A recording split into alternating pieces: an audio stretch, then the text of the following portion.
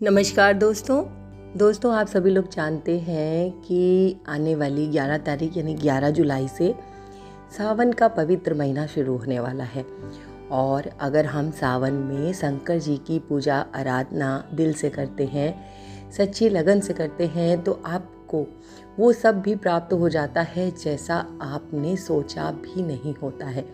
मतलब आपने जिस चीज़ों की कल्पना भी नहीं की होगी ना, वो भी आपको प्राप्त होने लगेगा।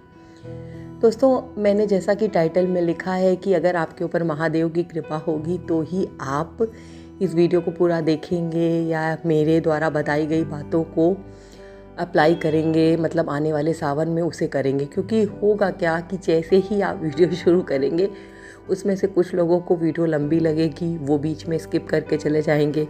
कुछ लोगों को मेरे बोलने का तरीका नहीं अच्छा लगेगा, कुछ लोगों को मेरी बात लगेगी कि मैं वही बात रिपीट कर रही हूँ, या कुछ भी मतलब कारण हो सकता है। आप वीडियो छोड़ देंगे बीच में और मेरी बात जो मैं आपको बताना चाह रही हूँ वो नहीं सुनेंगे।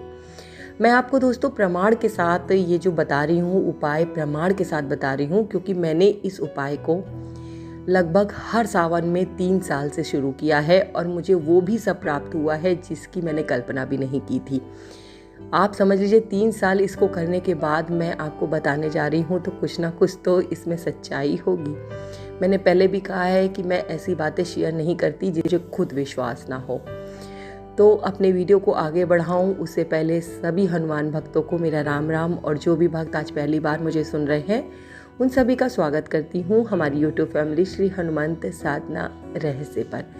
दोस्तों, इस वीडियो के अंतर्गत मैं आपको शिव जी का एक ऐसा महा उपाय बताने जा रही हूँ जिसे आप सावन में या तो हर दिन करें, या सावन में सोमवार को करें, या जिस भी दिन आपको लगे छुट्टी है आपके पास या आप उस समय कर सकते हैं, उस समय आप कीजिए।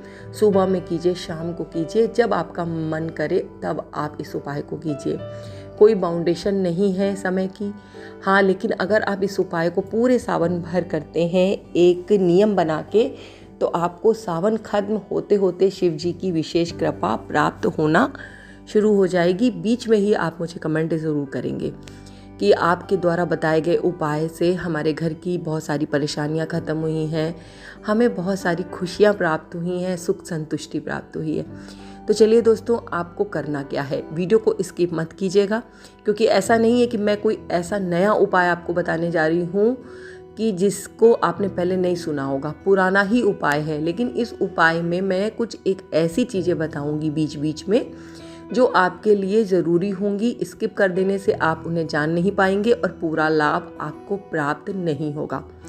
तो आपको दोस्तों करना क्या है, या तो सावन के हर दिन करिएगा, और नहीं तो एक दिन आप चुन लीजिए अपनी उसके अनुसार, सुविधा अनुसार। आपके घर में दोस्तों एक बेल का पेड़ लगा लीजिएगा, पहले से हो तो बहुत अच्छी बात है, और नहीं तो एक छोटा सा पौधा किसी गमले में आप खरीद लाइए बाजार से, आपको बड़े आराम से मिल जाएगा। बेल का पेड़ अपने घर में रख लीजिए, और उस गमले से जो आप मिट्टी होगी, उसी गमले की मिट्टी से आपको रोजाना या जिस दिन भी आप चुनेंगे वहीं पर बैठकर आपको एक मिट्टी का शिवलिंग बनाना है, छोटा सा।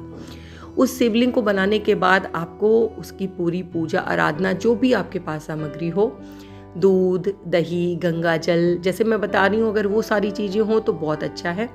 तो सबसे पहले आप गंगा जल मिलाकर उस मिट्टी में एक छोटी सी शिवलिंग बनाएंगे, मतलब केवल उठा देंगे, जलाधारी नहीं भी बनाएंगे तो चलेगा।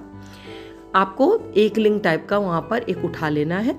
बेलपत्र के पेड़ के नीचे करेंगे तो आपको उसके नीचे बेलपत्र लगाने की आवश्यकता नहीं पड़ेगी।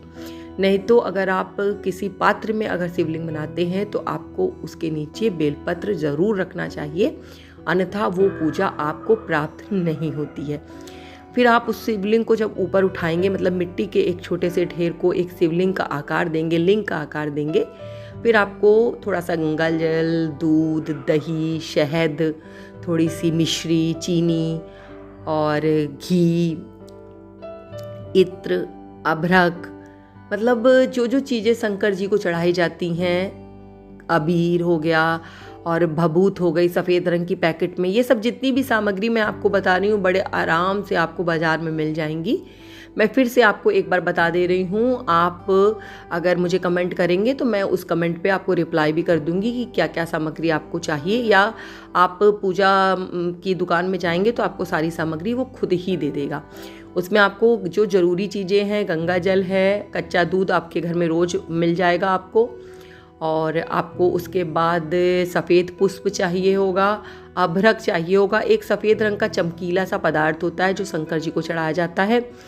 फिर आपको काली मिर्च चढ़ानी है, काला तिल चढ़ाना है, गेहूं के दाने, जौ के दाने, अक्षत यानी जो चावल टूटा हुआ नहीं हो, और अबीर, गुलाल और भभूत, सफ़ेद रंग का पैकेट आपको दुकानों पे मिल जाएगा, और शहद, इत्र। इतनी चीज़ें आपको उसी लिंग पर चढ़ाने के बाद, मतलब शिवलिंग पे चढ़ाने के बाद बेलपत्र चढ़ाना है, फूल चढ़ाना है, और वहीं पे आपको शंकर जी की आरती कर देनी है और अपने मन की सारी बातें वहीं पर बैठकर बोल देनी है। थोड़ी देर बाद दोस्तों उस शिवलिंग को आपको उसी गमले में यानी कि जल डालकर विसर्जित कर देना है, कोई प्रॉब्लम की बात नहीं है। या किसी अलग बर्तन में पानी लेने के बाद उसको उठाकर आप उस बर्तन में डाल दीजिए, वो घुल जाएगी मिट्टी। उसके बाद आप सारे गमलों में अपने घर के उस पानी को डाल सकते हैं।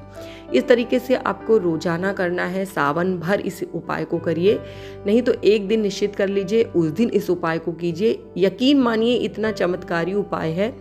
अगर महादेव आपको कुछ विशेष देना चाहेंगे तो ही आप इस उपाय को करेंगे, अन्यथा आपको बहुत सारी इन सब चीज़ों में परेशानियां लगने लगेगी। अरे ये कौन करता है, इसमें बहुत टाइम लगेगा, इसमें बहुत सामग्री लगेगी, कहाँ से मैं जुटाऊंगी, मैं नहीं कर पाऊंगी।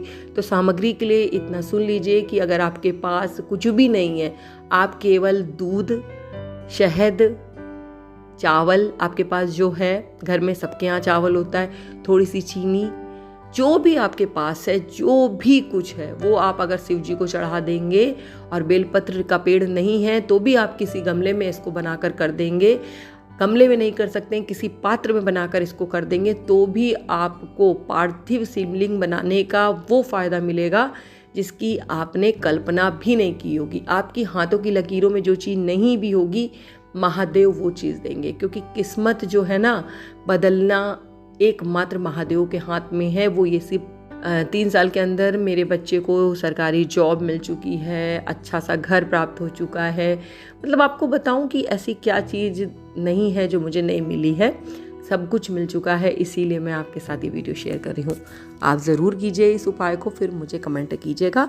और मैं बाबा से प्रार्थना करूंगी कि बाबा मेरे सभी भक्तों पर अपनी कृपा दृष्टि ऐसे ही बनाकर रखे, और जो भी भक्त आपके इस पूजन को करे उनकी सभी मनोकामना पूरी कीजिए, उन पर अपनी कृपा दृष्टि ऐसे ही बना के रखिए। इसी के साथ जय श्री राम, जय महादेव। इसी के साथ जय श्री राम, जय बालाजी और हर हर महादेव दोस्तों।